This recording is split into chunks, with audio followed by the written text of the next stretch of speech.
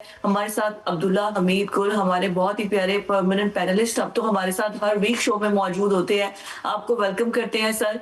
मैं प्रोग्राम में सबसे पहले आपसे यही पूछना चाहूंगी, आपकी नज़र में जो उनका ये चाइना का विजिट है डोनाल्ड ट्रंप का, उसको आप किस तरीके से देखते हैं? और दूसरा, जो आप टेक की दुनिया के बिजनेसमैन कहें, आप वैसे जो पायर के बिजनेसमैन हैं वो डोनाल्ड ट्रंप के साथ गए, लेकिन कोई भी ऐसी जिसे कहना चाहिए ना कि कोई भी ऐसी चीज जो कि डोनाल्ड ट्रंप दिखा सके कि यस हम चाइना गए हैं तो हम चाइना से हम इतनी बड़ी डील करके आ गए हैं, वैसा कुछ नजर नहीं आया। मुझे तो ऐसा लगता है कि ये एक बड़ा जेनेरिक सा दौरा था और चाइना ने अमेरिका को उनकी अपनी पोजीशन में ही रखा है।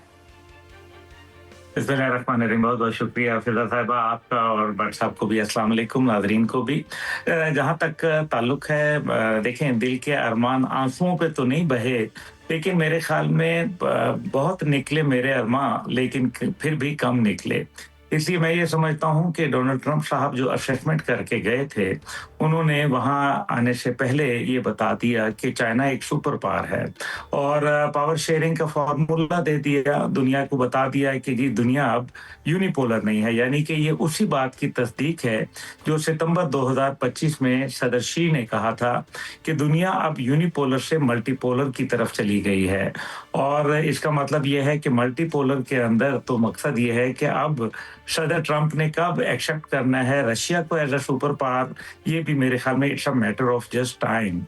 दूसरी जानिब जो है वो उनकी यही ख्याल थी कि भाई वो कोई बड़े बड़े मुआहदात कर लेंगे। इलॉन मस्क भी वहाँ मौजूद थे, दीगर भी लोग भी मौजूद थे, और जिस तरीके से प्रेसिडेंट शी ने असर्ट किया चीज़ों को, देखें जो दो बातें हुई बड़ी अहम, एक तो उन्होंने ट्रंप ने एक्सेप्ट किया उनको सुपर पावर, दूसरा जो था वो प्रेसिडेंट शी ने ये कहा है कि हम चाइना और यूएस जो है वो राइवल्स नहीं, बल्कि उनको इकोनॉमिक पार्टनरशिप करनी चाहिए। लेकिन इकोनॉमिक पार्टनरशिप क्या सिर्फ अमेरिका को फायदा पहुंचाने के लिए, या चाइना का भी फायदा होगा? क्या चाइना की कंपनियों के ऊपर एआई का जो बैन था कि वो एआई प्रोडक्ट्स अब नहीं बनाएंगे, क्या वो खुल जाएगा? क्या हवावे के ऊपर खुलेगा? ताइवान के ऊपर तो ये आलम था कि प्रेसिडेंट ट्रंप जो है वो 5 दफा सहाफी के सवाल पूछने के बावजूद खामोश रहे, ताइवान की पॉलिसी के ऊपर एक लफ्ज वो बोल ना सके। इसका मतलब ये है कि वो बात नहीं करना चाहते थे। हालांकि $14 बिलियन का तो वो बाकायदा उनकी कांग्रेस से इजाजत दे चुकी थी, बजट मंजूर कर चुकी है ताइवान के लिए, और चाइना ने जीरो टॉलरेंस पॉलिसी दिखाई है। और फिर जो दूसरी जानिब उन्होंने एक किस्म की तंबीह भी कर दी है कि ईरान के ऊपर जो आप मामलात करना चाहते हैं, जो आप जंग और जदल चाहते हैं, वो मुमकिन नहीं होगा।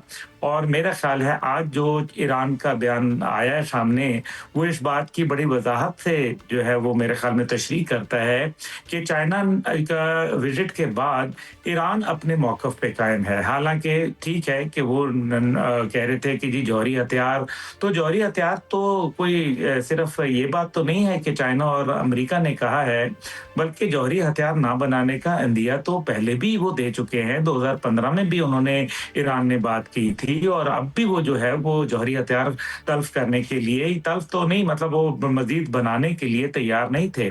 लेकिन जो अब्दुल्ला भाई ने बात कर दी है कि चाइना अब सुपर पावर के तौर पर सामने आ गया है, बात समझ में आ रही है। लेकिन मैं सिर्फ ये जानना चाहता हूं अब्दुल्ला भाई से कि अब्दुल्ला साहब, ट्रंप बीजिंग से जैसे ही रवाना हुए, उसी वक्त रूसी सदर ने भी कह दिया कि मैं चाइना जा रहा हूं। और तीसरी साइड पर अगर गौर करूंगा तो फिर पाकिस्तान में बड़ा हाई प्रोफाइल वफ्द जो चाइना का, वो अरबों डॉलर के मुआहदे कर रहा है। तो मेरा पाकिस्तान कहां खड़ा है? इन तीनों सूरत हाल को जरा कंपैरिजन करके कुछ तज्जिया पेश करेंगे अब्दुल्ला भाई? देखिए भट्ट साहब, बहुत बहुत शुक्रिया। जहाँ तक पाकिस्तान खड़ा है, पाकिस्तान तो बहुत ही, जिसको कहते हैं ना कि वो किंग पिन है। एक वो जो लोग मैकेनिकल इंजीनियरिंग जानते हैं उनको पता है कि किंग पिन होती है, एक मास्टर पिन होती है जिससे तमाम चीजें जुड़ी रहती हैं। एक तरफ अगर चाइना है तो दूसरी जानिब रूस है, एक तरफ अमेरिका है तो ईरान पाकिस्तान है, ईरान है तो मशरिक वुस्ता है। इन सब के दरमियान में अगर साउथ ईस्ट एशिया के ह्यूमन रिसोर्सेज हैं तो उसके संगम पर पाकिस्तान है। अगर जो सेंट्रल एशिया के नेचुरल रिसोर्सेज हैं तो उनके बॉर्डर के ऊपर पाकिस्तान है। और इसी तरीके से अगर गल्फ के ऑयल एंड गैस रिसोर्सेज को देख लिया जाए तो वहां भी पाकिस्तान है। इसी वजह से सी पैक हो या बेल्ट एंड रोड इनिशिएटिव हो, पाकिस्तान के बगैर वो अधूरा है। इसलिए पाकिस्तान का किरदार मजीद बढ़ता हुआ नजर आ रहा है। अब आप देखें कि रूसी सदर पुतिन जो है वो वहां का दौरा कर रहे हैं और उसका मकसद क्या है? उसका मकसद यही है कि अमेरिकन प्रेसिडेंट के बाद ये दौरा जो है ये ईस्ट की ताकत को मजीद तकवीत देगा। और क्योंकि एक न्यूक्लियर मुल्क है पाकिस्तान, इसलिए इसके पास अस्करी कुव्वत भी है और ये एक विनिंग पेडेस्टल के ऊपर बात कर रहा है। हम जंग जीत के आए हुए हैं और हम एक बड़ा अपने आप को हमने मुआशी सतह के ऊपर अब अपने आप को मजीद उजागर करना है, लेकिन हमने सिफारती सतह के ऊपर अपनी कामयाबी दुनिया को मनवाई है। इसलिए अब जो पाकिस्तान का किरदार है मैं समझता हूँ कि वो बहुत ज्यादा मुस्तहकम होने जा रहा है, खासतौर पर जब अमेरिका एक कमजोरी का रास्ता इख्तियार कर गया है। अब जब उन्होंने एक्सेप्टेंस कर ली है एक सुपर पावर की, तो इसका मतलब यह है कि अगर शेयरिंग को देख लिया जाए तो रशिया और चाइना जो है आपको पता है उनका आपस में बड़ी का जो है वो एक नजरिए के लोग हैं मोर और लेस। और अगर रशिया और चाइना एक पेज पे हैं तो 66% दुनिया का शेयर उनके पास चला जाता है और 34% शेयर अमेरिका के पास बच जाता है, विच ऑलरेडी मतलब इंडिकेट्स कि फिर अमेरिका जो है वो एक जिसको कहते थे ना कि वो वेस्टर्न हेमिस्फीयर के ऊपर ही रह जाएगी और वो शायद वहां भी उनके लिए मुश्किलात में इजाफा होगा। अब अगर डोनाल्ड ट्रंप के हवाले से देख लें कि ये 200 जहाज़ों की बात की है तो 200 जहाज़ तो चलें चाइना ने कहा है, लेकिन चाइना इसके अलावा क्या चाहता है? देखें, चाइना ये चाहेगा कि ट्रेड टैरिफ के ऊपर क्या बात की गई, कितना ट्रेड टैरिफ उनको कम करना पड़ेगा और चाइनीज मसनूआत जो वहां बनेंगी अमेरिका के अंदर जो मेड इन अमेरिका होंगी, लेकिन जो है वो टेक्नोलॉजी बाय जो है वो चाइना होंगी, तो उसका क्या इम्पैक्ट पड़ेगा और फिर वो कितने % पैसा जो है वो चाइना बैक होम लेके चले जाएंगे, तो फिर अमेरिका को क्या मिलेगा? छनकना।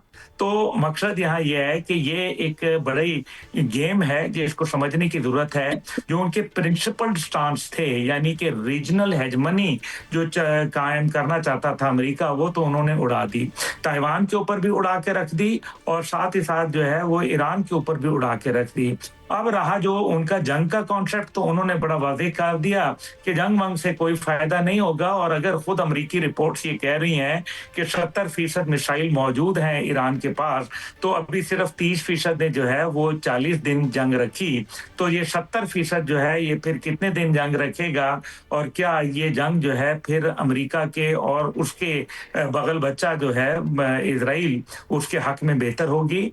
अमेरिका के लेकिन ये भी तो ट्रम्प की जानिब से कहा गया है कि चाइना ने बराबर करवा दिया है कि वो अब ईरान को मजीद असलहा जंगी साजो सामान नहीं देगा। तो ये जो वादा चाइना ने कर दिया है, इसके बाद आपको क्या लगता है इसका इम्पैक्ट क्या होगा और क्या वाकई चाइना कोई हेल्प नहीं करेगा ईरान की?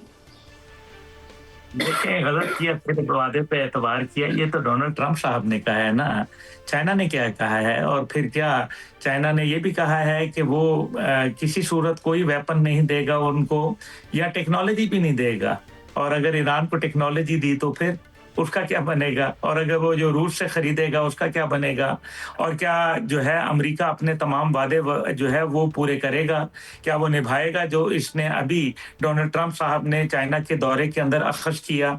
और अगर वो नहीं निभाएगा तो फिर क्या जो है चाइना भी पाबंद रहेगा अपने वादों के ऊपर कायम रहने का?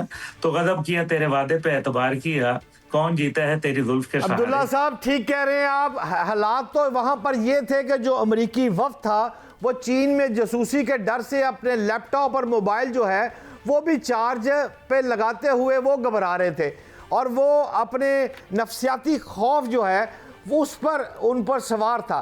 मैं आपसे ये जानना चाहता हूँ अब्दुल्ला साहब कि 3 विक्ट्रियाँ ईरान की और 3 विक्ट्रियाँ अमेरिका की, क्या कोई 6 विक्ट्रियाँ हुई हैं या कोई ऐसी बात नहीं है, ईरान ही फातेह है और अमेरिका लूज़र है? आपकी ज़ाती राय क्या है वैसे अब्दुल्ला साहब?